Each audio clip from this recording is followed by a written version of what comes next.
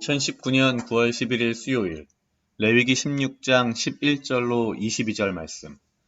아론은 자기를 위한 속죄제의 수송아지를 드리되 자기와 집안을 위하여 속죄하고 자기를 위한 그 속죄제 수송아지를 잡고 향로를 가져다가 여호와 앞 제단 위에서 피운 불을 그것에 채우고 또 곱게 간 향기로운 향을 두 손에 채워 가지고 휘장 안에 들어가서 여호와 앞에서 분향하여 향연으로 증거계 위 속죄소를 가리게 할지니 그리하면 그가 죽지 아니할 것이며 그는 또 수송아지의 피를 가져다가 손가락으로 속죄소 동쪽에 뿌리고 또 손가락으로 그 피를 속죄소 앞에 7번 뿌릴 것이며 또 백성을 위한 속죄제 염소를 잡아 그 피를 가지고 휘장 안에 들어가서 그 수송아지 피로 행함같이 그 피로 행하여 속죄소 위와 속죄소 앞에 뿌릴지니 곧 이스라엘 자손의 부정과 그들이 범한 모든 죄로 말미암아 지성소를 위하여 속죄하고 또 그들의 부정한 중에 있는 회막을 위하여 그같이 할 것이요 그가 지성소에 속죄하러 들어가서 자기와 그의 집안과 이스라엘 온 회중을 위하여 속죄하고 나오기까지는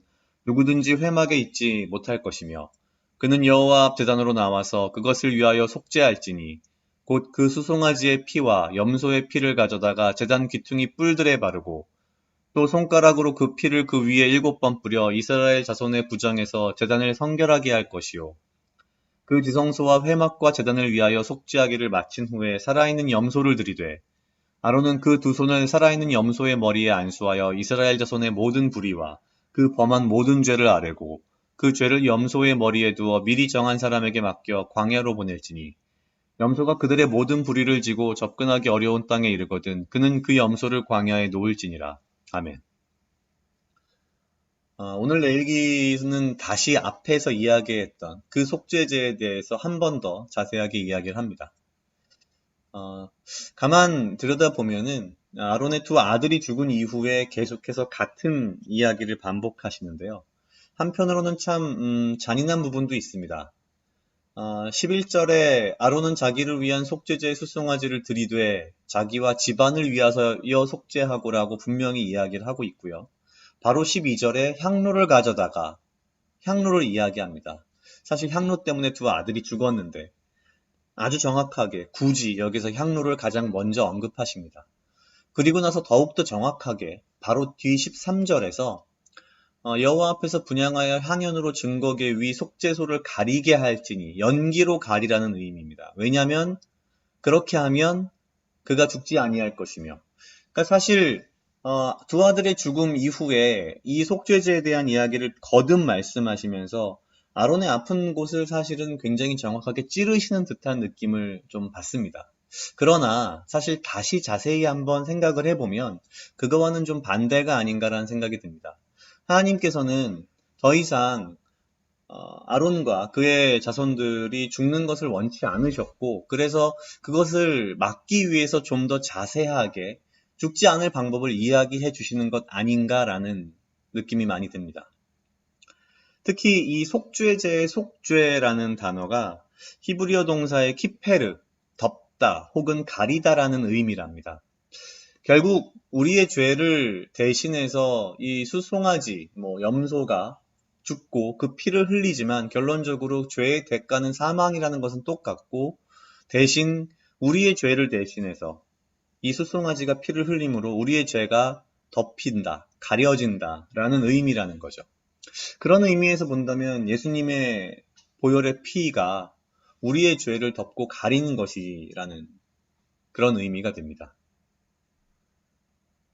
근데 하루하루 살면서 제 자신을 돌아보니 나는 회개했어. 그리고 나는 나름 그죠. 예수님께 속죄했어. 예수님을 통해서 나는 구원받았어. 라는 믿음을 가지고 있다라는 생각 때문인지 매일매일 약간 나는 깨끗해. 나는 죄가 없이 깨끗해. 라는 그런 착각을 할 때가 있는 것 같습니다. 분명히 나의 죄는 그대로 있고 사실은 나의 죄를 대신해서 돌아가셨고 나의 죄가 덮여서 하나님께서는 우리를 의롭다라고 칭하신 것인데 그걸 내가 착각을 하고 마치 내가 되게 의롭고 내가 되게 깨끗한 양 살고 있는 건 아닌가라는 생각을 해봤습니다. 마치 이 속죄소의 연기처럼 우리와 하나님 사이를 중보해주는 예수님, 그리고 예수님의 보혈의 피가 없었다면 난 이미 죽었을 텐데, 그걸 내가 잠깐 착각하고, 내가 되게 의로운 사람인 거 마냥, 내가 되게 깨끗한 사람인 거 마냥, 나는 죄 없는 정말, 그런 깨끗한 사람인 거 마냥 혼자 착각하고 산 것은 아닌가라는 좀 반성을 해봤습니다. 나의 죄에 대해서 더욱더 내가 민감하게 반응을 하고, 이 마지막에 염소를 멀리 보냄과 같이 내가 나의 죄를 멀리 하려 하는 노력을 더욱더 열심히 해야겠다라는 생각을 했습니다. 각자 약 2분 정도 묵상하시겠습니다.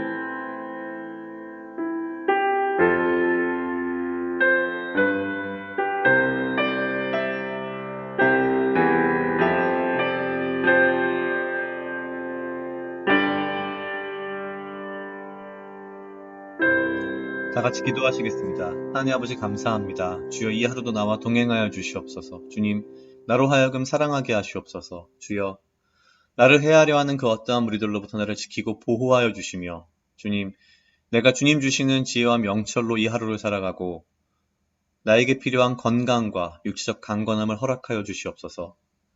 내가 예수님의 보혈의 피로 나의 죄가 덮여지고 내가 죽어야 할 자인데 주님의 은혜로 이렇게 살아있으며 주님의 은혜가 아니면 이미 죽었어야 할 자임을 항상 기억하게 하시고 내가 내 삶 속에서 나의 죄들을 멀리하고자 노력하며 오직 주님의 은혜 가운데 거할 수 있도록 주여 인도하시옵소서.